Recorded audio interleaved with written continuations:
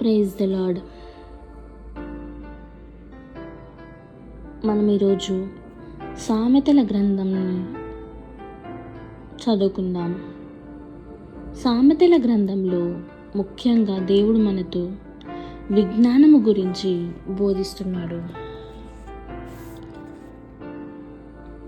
మొదటి అధ్యాయము గ్రంథ ఉద్దేశము, ఇజ్రాయేలు రాజును దావీదు కుమారుడనగు సొలొమోను చెప్పిన సామెతలు, విజ్ఞానమును ఉపదేశమును ఆర్జించుటకును నిశిత దృష్టికి సంబంధించిన విషయములను ఎదురగుటకును తెలివితేటలతో మెలగుటకును నీతి న్యాయములతో ప్రవర్తించుటకును జ్ఞానము లేని వారికి తెలివి గరపుటకును యువకులకు విజ్ఞాన విచక్షణ నేర్పుటకును జ్ఞానులు మరింత అధికముగా విజ్ఞానము బడయుటకును వివేకవంతులు హితోపదేశము పొందుటకును ఉపమానములు నీతి కథలు అర్థము చేసుకొనుటకును సుభాషితములను పొడుపు కథలను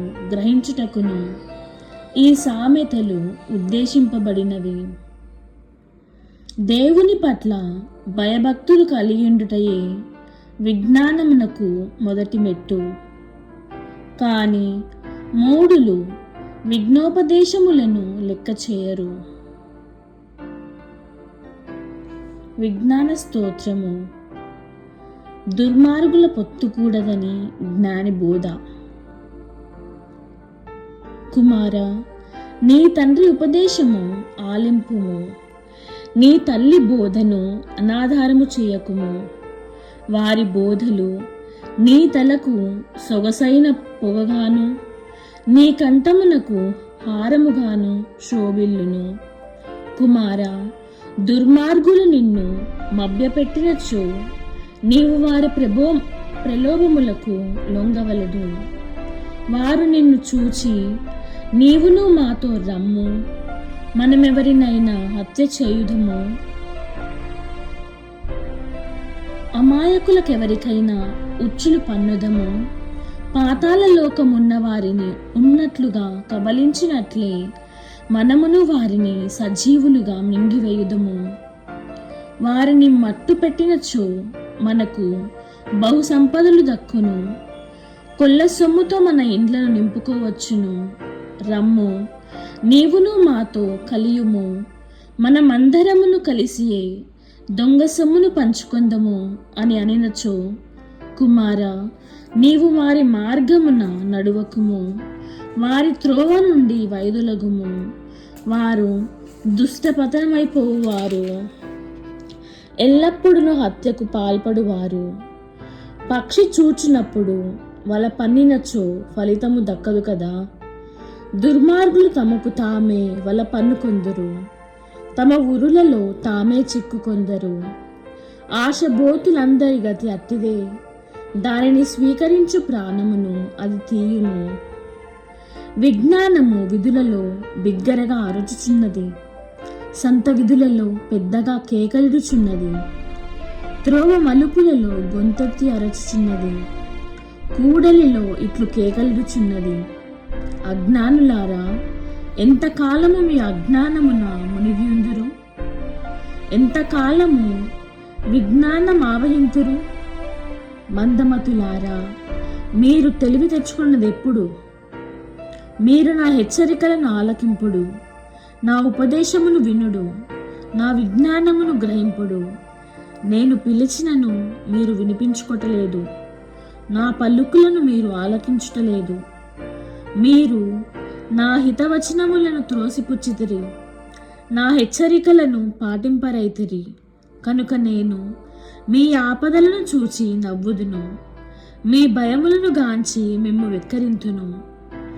ఇడుములు తుఫాను వలె మీ మీదికి దిగివచ్చినప్పుడు, సుడిగాలి వలె మిమ్మును కూలద్రోసినప్పుడు, మీరు కష్టములలో చిక్కి దుఃఖార్తులైనప్పుడు నా వద్దకు ఒత్తురు గాని నేను మీ మొరను ఆలింపను. నన్ను వెదకుదురు గాని నేను మీకు దొరకను. మీరు విజ్ఞానమును ఆదరింపరైతిరి, దేవుని పట్ల భయభక్తులు చూపరైతిరి, నా ఉపదేశమును లెక్క చేయరైతిరి, నా హెచ్చరికల పాటింపరైతిరి. కనుక మీరు మీ దుష్కార్యముల ఫలమును అనుభవింతురు, మీ దుష్ట చేష్టలని కుత్తుక నిండిన వరకు భుజింతురు. బుద్ధిహీనుల వెర్రి పనులు వారికి మరణము తెచ్చిపెట్టును, మూఢుల అవివేకము వారిని నాశనము చేయును. నా పలుకులు ఆలకించువాడు సురక్షితముగా జీవించును, కీడును తప్పి శాంతి సౌఖ్యములతో అలరారును. 2వ అధ్యాయము. విజ్ఞానము దుష్ట స్నేహితుల నుండి కాపాడును. కుమారా, నా పలుకులు శ్రద్ధగా వినుము, నా ఆజ్ఞలు ఎంత మాత్రము విస్మరింపకుము. విజ్ఞాన వాక్కులను జాగ్రత్తగా ఆలింపుము, వివేకమును చక్కగా గ్రహింపుము. నీవు జ్ఞానమును ఆర్జింపుము, తెలివి కొరకు ప్రాకులాడుము. జ్ఞానమును వెండిని వలె వెదకుము, భూమిలో దాగియున్న నిధిని వలె గాలింపుము. అప్పుడు దేవుని పట్ల భయభక్తులననేమో దైవ జ్ఞానములనేమో నీకు తెలియను. ప్రభు వివేకమునిచ్చును, తెలివియు జ్ఞానమును ఆయన నోటి నుండే వచ్చును. ధర్మాత్ములకు సాయము నొసగువాడు, పుణ్యజనులను డాలువలె కాపాడువాడు ఆయనే. న్యాయమును పాటించు వారిని సంరక్షించువాడు, భక్తజనులను పరీక్షించువాడు ఆయనే. నా మాటలు ఆలకింతువేని నీవు ధర్మమును నీతి న్యాయములను గ్రహింతువు, సత్పురుషుల మార్గమున పయనింతువు. విజ్ఞానము నీ హృదయంలోనికి ప్రవేశించును, వివేకము నీకు ప్రమోదమును చేకూర్చును. తెలివి నిన్ను సంరక్షించును, విచక్షణత నిన్ను కాపాడును.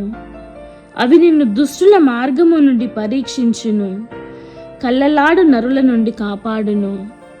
దుర్మార్గుల ధర్మపథమును విడనాడి తమో మార్గమున పయనింతురు.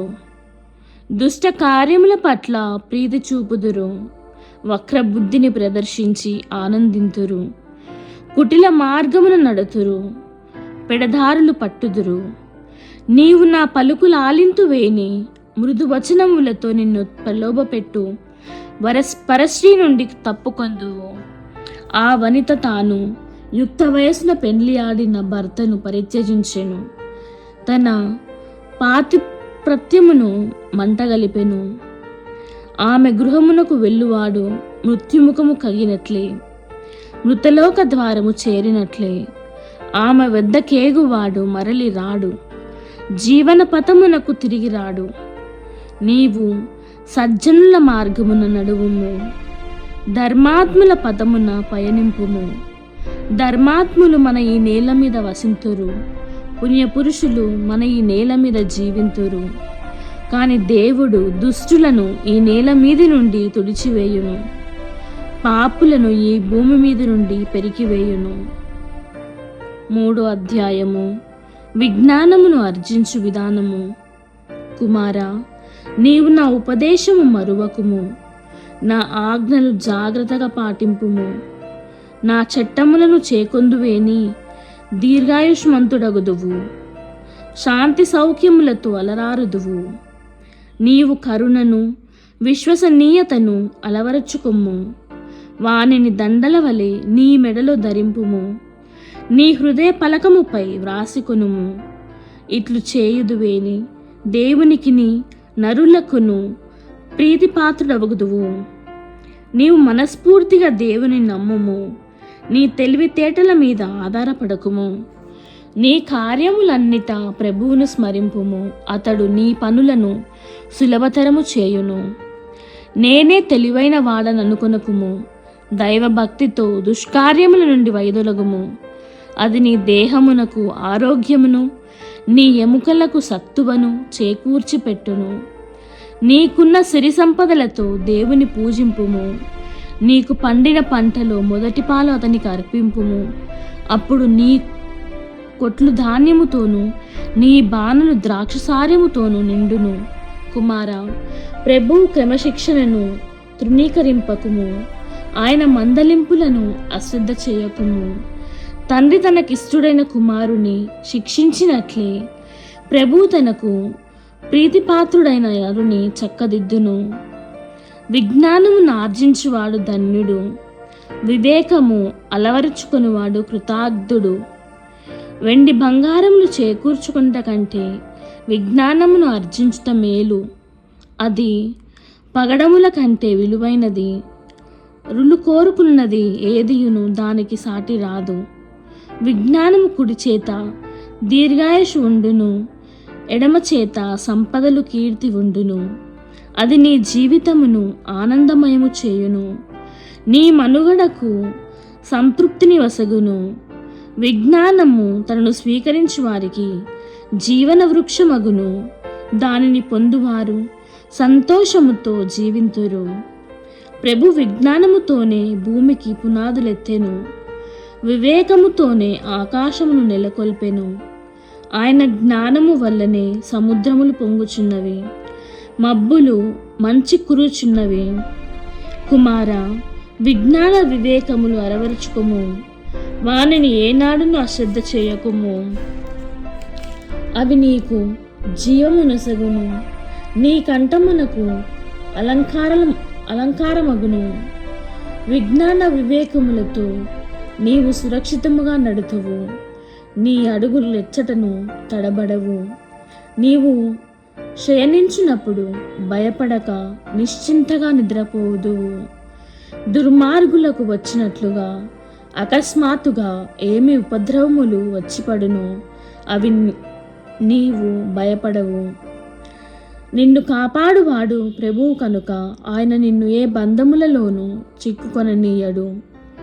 నీకు శక్తి కలదేని ఇతరులు అడిగిన ఉపకారము చేయుటకు వెనుకాడకుము. పొరుగువానికి సత్వరమే సాయము చేయగలవేని చేసి పెట్టుము.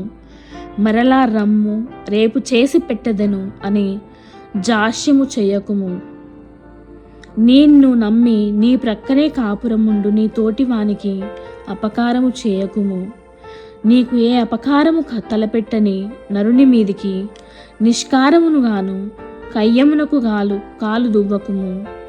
దౌర్జన్యపరులు లాభమును చూచి అసూయపడకుము.